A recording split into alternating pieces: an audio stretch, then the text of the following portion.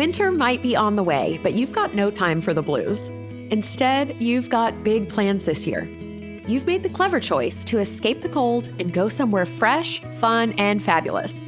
Now, all you have to do is dial in on what you want from a winter vacation, where to find those things, and how to score the best deals on travel and accommodation. Chadner Navarro is back to help you solidify your plans and start booking your trip with insider tips for off-season travel. What is the first step in deciding where to go for a winter vacation? What do you take into consideration? I think it's what I want to do.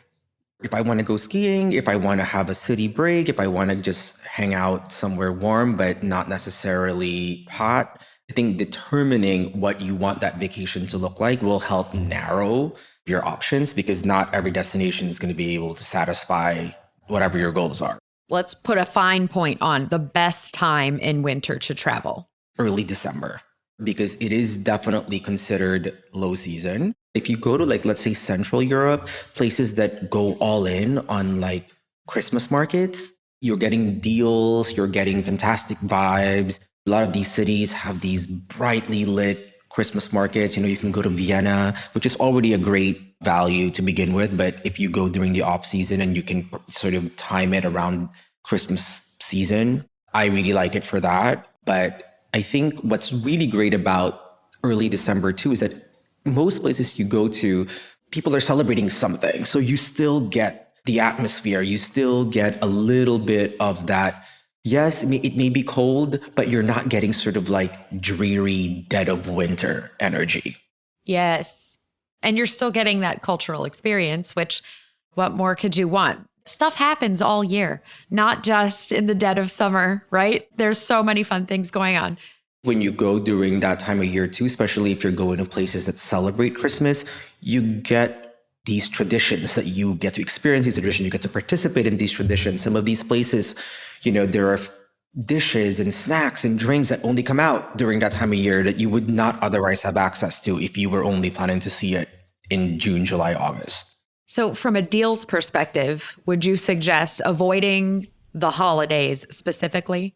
You definitely see a lot more surge pricing for the holidays because people do like to take advantage of, again, time off. So if you're going to go right around Christmas or right around New Year, you can expect to see higher prices that you otherwise would get for the remainder of the season. A lot of places that celebrate Christmas or do surge pricing for Christmas, those surge pricing may not go into effect until middle of December, right? Let's say December 15th, right around that time. So if you can plan for early December, I really like it because you still get the Christmas vibes, but without the Christmas pricing.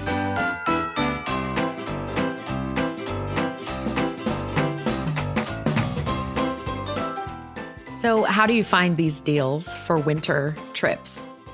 Really, keeping an eye out for some of those last minute deals and last minute promotions that some of these brands, whether they're airlines or tour operators or hotels, they may be trying to incentivize more sales. So checking out what Travelzoo has to offer, or some of the booking companies like Booking.com or Expedia, seeing what kind of promotions they have. And I think that's actually a really great way too of finding the right trip.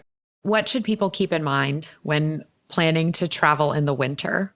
It's definitely the weather, right? I think that's one of the reasons why people don't want to travel in the winter, is that the weather can be a lot more inconsistent, can be a little bit more unpredictable.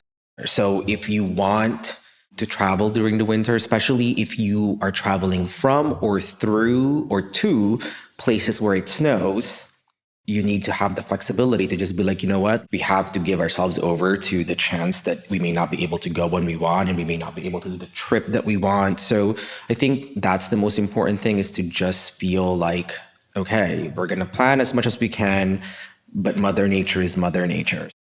When traveling in the off season, how can you manage your expectations? I think it's the flexibility. When it comes to the weather, you shouldn't have expectations, right? When weather is really the thing that's going to get in the way, you shouldn't have expectations.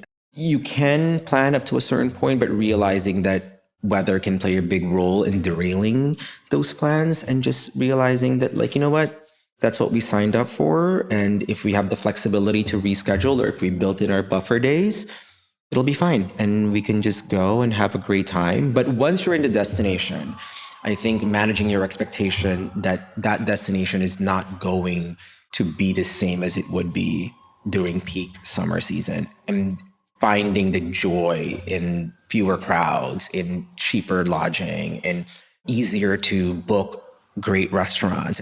Well, and believing you're still going to have an amazing time, even if it's different than what you saw on Instagram, even if it's different than the photo that inspired you to go there, it's still going to be incredible.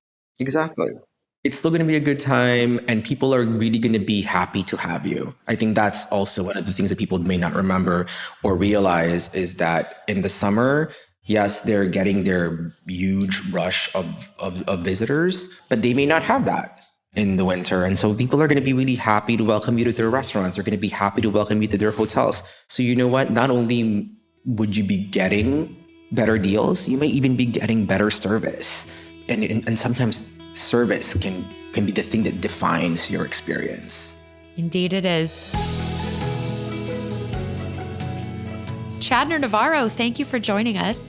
And thank you to our listeners for being with us. If you're planning a trip, be sure to connect with a AAA travel advisor.